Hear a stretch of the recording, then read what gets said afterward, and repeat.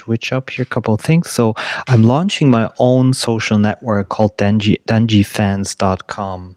And I'm just setting up everything. The site is already running. And a friend of mine is already registered. And I'm just doing the whole setup right now for putting it into my YouTube descriptions. Danjifans. And if people remember, so before I had Jay Costa, my name was Danji. And I'm still using both names, kind of, and I think I will just call it like Jay Costa, aka Danji. Just do it like that. And because even after many years, people, hi, Channel 4. After many years, people still call me Danji because they kind of like it. So I was like, okay, let's use that for my own social network. So I'm just putting it into my description for my English channel. And I've had like a little bit of success now on the Czech TikTok, doing ASMR on my Czech TikTok, where I've like sometimes 10,000, sometimes 40,000 views per video, sometimes 2,000, sometimes 5,000, which is quite a lot actually for the Czech market, especially ASMR being a niche. So yeah, and I was, since Claude for Opus 4.8 came out, you can literally like run these projects and set them up like within minutes. So I decided, okay, this is I'm gonna definitely launch that and see where it goes. I think a lot of times people don't realize how much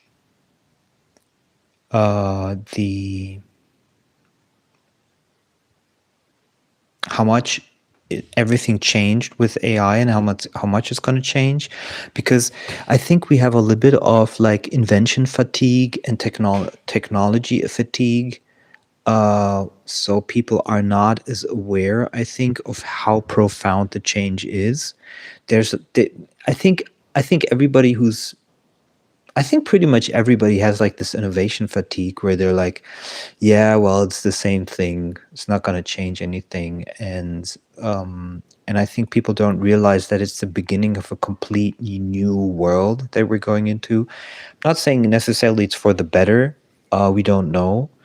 Probably for the worse in the long run, but we're definitely moving into a massive change. And if you think about, for example, I launched danjifans.com today. I did on the same day. I would say within half an hour, it was already launched, like maximum 1 hour. And normally, if I had done that by hand, it would have taken a lot of mental energy, and I would have probably launched after like 4 or 5 days, and it wouldn't have been so well set up, probably. And that's, and anything that I would want to put on top, I can do in like minutes. Congratulations on your stream has got a like, and it was by me. Thank you. Yeah, I know it. I was thinking it was from you. So it's amazing how I noticed that with Claude Opus 4.8 Max, that it has a different quality. It definitely has a really usable quality, whatever you do, whether it's programming or and asking anything else. And I think we don't realize all because we have this innovation fatigue, we don't realize like this is like the new gold rush, in the sense like we know that there's a lot of investment going into AI, but I'm talking even about the individual. So, for example, of course, if you're NVIDIA, if you're XAI, if you're Starlink, if you're SpaceX, if you are any kind of huge company, of course, you're going to use it in a specific way and it's going to make a profound shift. But I think people don't realize how empowering it can be for the individual if used correctly. And I think that is what people are still missing. Like, I can, in theory, I can manage 100 projects in parallel. I can launch 20 projects in one day, and I can like A/B test all of them. I can make changes to it in minutes. People don't realize how profound this change really is, and that just scratches the surface of what you can do with AI. So I think the question really becomes is how do you want to use it to improve or change your life, and then just do it. And but what is for me the most interesting is to not do it as a hobby project, but literally think like, what if this or that happened, how would it change my life?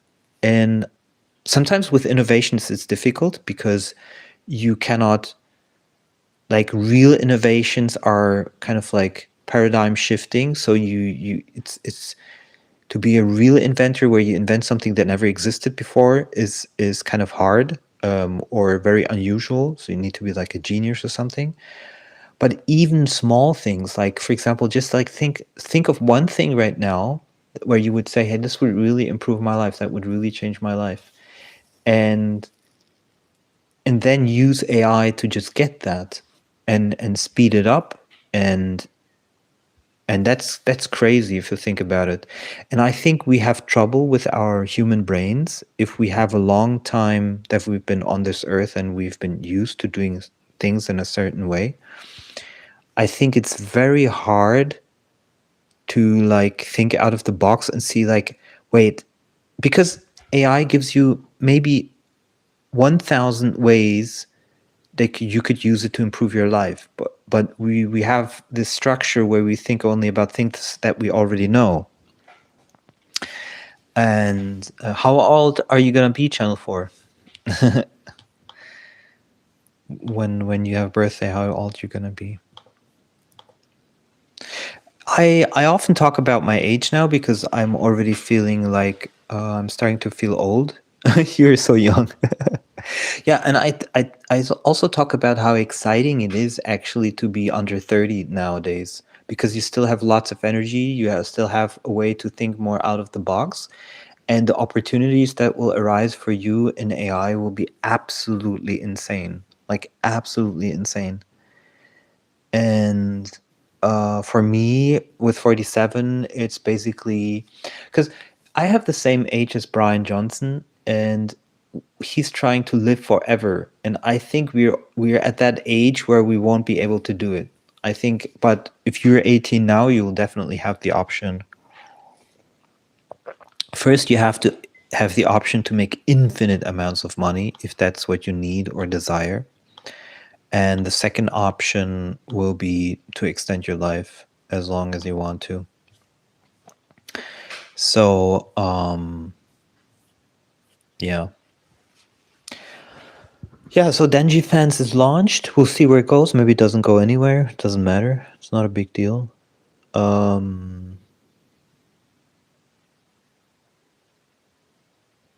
it would be exciting. It would be interesting. And I noticed there's a huge... I have a feeling that it's getting more difficult actually to go viral on YouTube or Instagram than it used to be. On TikTok, I think it's pretty much the same. And I want to spend a little bit more time on TikTok because I think that's better. But the crowd that's on TikTok is very hard to get onto outside of TikTok because they're usually more simple people, and they're very focused on just staying in TikTok. They're not interested in anything outside. What's the website called again? I might read it later on tonight. It's called danjifans. So DANJI fans.com. And yeah, just check it out. If you have any idea on how to improve it, let me know. And I might even create it as an app for like iOS and an Android. Why not? Would be kind of fun to do that. We'll see what happens. I mean, I just launched it like 10 minutes ago, and I don't have like this huge fan base where I can just like talk about it and get instantly like 5,000 registrations. But we'll see what happens. I'm happy you were here in the live, because otherwise nobody would have been here. And yeah, so I'll just leave it at that for now.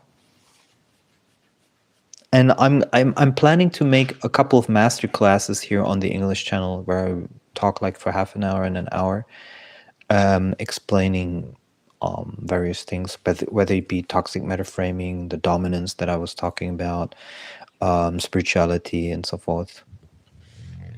I don't want you to be lonely. Yeah. It would be very lonely, actually, if absolutely nobody comes. Okay, so I hear you soon.